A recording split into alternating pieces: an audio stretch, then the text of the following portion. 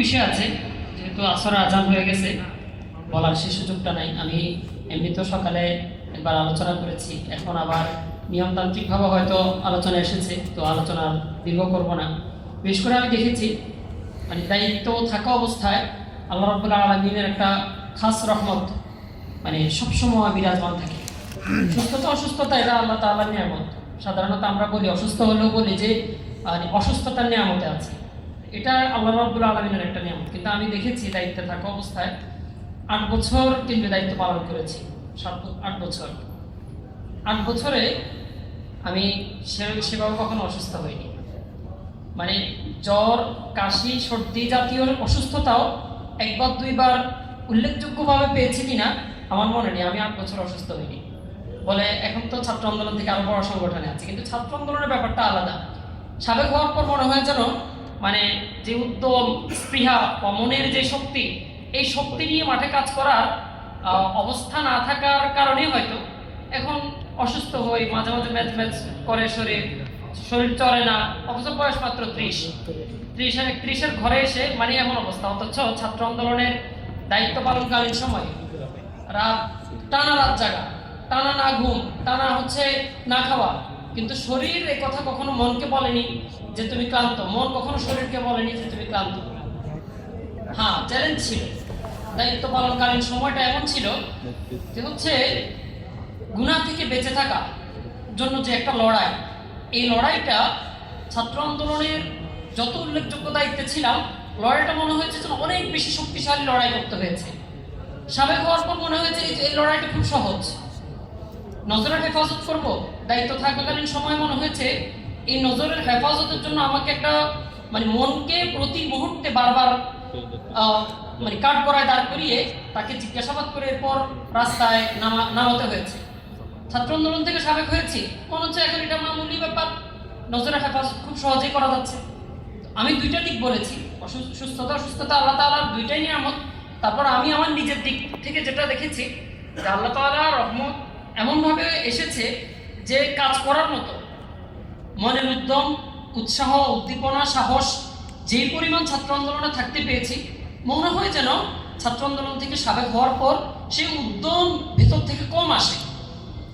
আবার অন্য দিক থেকে আরেকটা উদাহরণ বলেছি, আমি বলেছি যে অনেকগুলো বিষয় আছে যে গুনাহ থেকে বেঁচে থাকার জন্য যেই মানে সীমাহীন প্রচেষ্টা, সেটা এখন কম করলেও যতদূর সম্ভব ছাত্র আন্দোলনের দায়িত্বে থাকা অবস্থায় অনেক বেশি করে সেটা সম্ভবপর হয়েছে। এই কারণে আমি দুইটা বিষয়ের পার্থক্য বললাম। আমরা যারা দায়িত্বে আছি, যদি আপনি এই দায়িত্বটাকে আল্লাহ রাব্বুল আলামিনের পক্ষ থেকে বা ছাত্র আন্দোলনের সাথে দায়িত্বের বিষয়ে সম্পর্ক না, ছাত্র আন্দোলনের সাথে সম্পৃক্ততা, এই সম্পৃক্ততাটাকে আল্লাহ রাব্বুল আলামিনের একটা খাস রহমত হিসাবে দেখেন, তাহলে মনের উদ্যম, উৎসাহ, উদ্দীপনা, স্পৃহা, কাজের গতি, প্রকৃতি সবকিছুতে একটা সবসময় ফুরফুরে ভাব থাকবে। আবার পাশাপাশি যেহেতু দায়িত্বে আছেন, দুষ্ট শয়তান আজাজিল প্রতি মুহূর্তে, আমরা সাধারণত বলি যে মাদ্রাসার ছেলেদের পেছনে শয়তান বেশি থাকে। শুধু মাদ্রাসার ছেলেদের পেছনে শয়তান বেশি থাকে না, বরং আমরা যারা ছাত্র আন্দোলন করি আমাদের পেছনেও শয়তান বেশি কাজ করা স্বাভাবিক।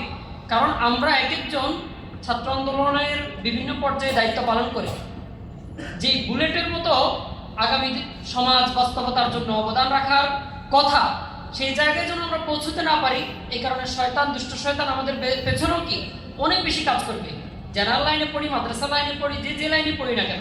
তো সুতরাং এই দুইটা বিষয়ে আপনার একটা মনের অবস্থা আর আরেকটা হলো মনকে শক্তভাবে ধরে বেঁধে সংগঠনের কাজ করা, এটা যদি আমরা করতে পারি তাহলে মনে হয় আলহামদুলিল্লাহ ছাত্র আন্দোলনের কাজ করাটাকে অনেক বেশি কষ্টকর কোনো অংশে টাকা নাই, পয়সা নাই, বা পিছু টান, পারিবারিক সমস্যা, অর্থনৈতিক নানা রকম জটিলতা, পাশের জন বা তাদের সাথে পড়াশোনা করেছি, দুনিয়ার লাইনে তাদের এগিয়ে যাওয়া, কোনো কিছুই আমাদেরকে কষ্ট দিবে না। ফিসাবিলিল্লাহ কাজ করছি।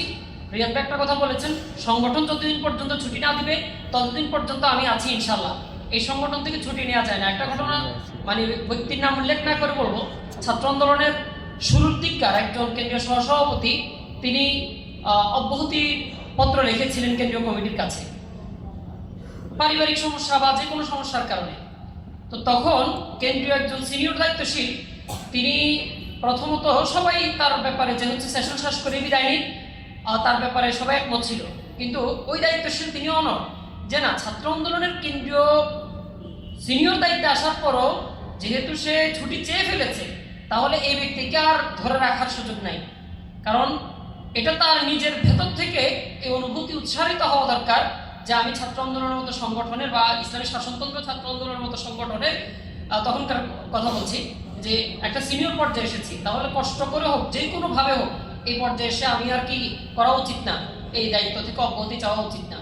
তো যে কোনো পর্যায়ে থাকি না কেন ওই দায়িত্ব অবশ্যই বড়। সেই হিসাবে সংগঠনের দায়িত্ব থেকে অব্যাহতি না চেয়ে, বিদায় না চেয়ে, চলে যেতে না চেয়ে, বরং আমি আছি। আবার থাকতে চাওয়ার ব্যাপারটাকে আমি বলছি না, বরং মানে আমি চলে যাব। মাদ্রাসায় দেখতাম, আমরা যেহেতু মাদ্রাসায় পড়েছি, প্রতি বছর শেষ হলে কিছু কিছু ছাত্র আগামী বছর আর আমি পড়ছি না, আগামী বছর আর আমি এখানে ভর্তি হচ্ছি না। আবার বছর শুরু হলে দেখা যেত যে তারা এসে ভর্তি হচ্ছে, থাকছে। তো সেটা তাদের জন্য একটু দৃষ্টিকটুও হতো বা একটা লজ্জারও হতো। এই কারণে এরকম ছুট ছুট ভাব এটা দরকার নেই, বরং আছি আলহামদুলিল্লাহ। যেদিন বিদায় সেদিন বিদায়, যেদিন আমাকে দায়িত্ব আর দেওয়া হচ্ছে না সেদিন আলহামদুলিল্লাহ যে আজকে থেকে ছাত্র আন্দোলনের সাথে নেই, যুব আন্দোলনের সাথে আছি, বা শ্রমিক আন্দোলন যে কোনো সংগঠনের সাথে, মানে আমাদের সংগঠন যে কোনো একটা সাথে আছে। আর যতদিন রেখেছে পূর্ণ উদ্যমে কাজ করব, এটাই আমাদের স্বাভাবিক মনের সরল প্রকৃতি, এমনই হওয়া উচিত। এটা আমার অনুভূতি। যাই হোক, অনেক কথাই ছিল এলোমেলো। সবার কাছে তো প্রার্থনা করছি। আসসালামু আলাইকুম।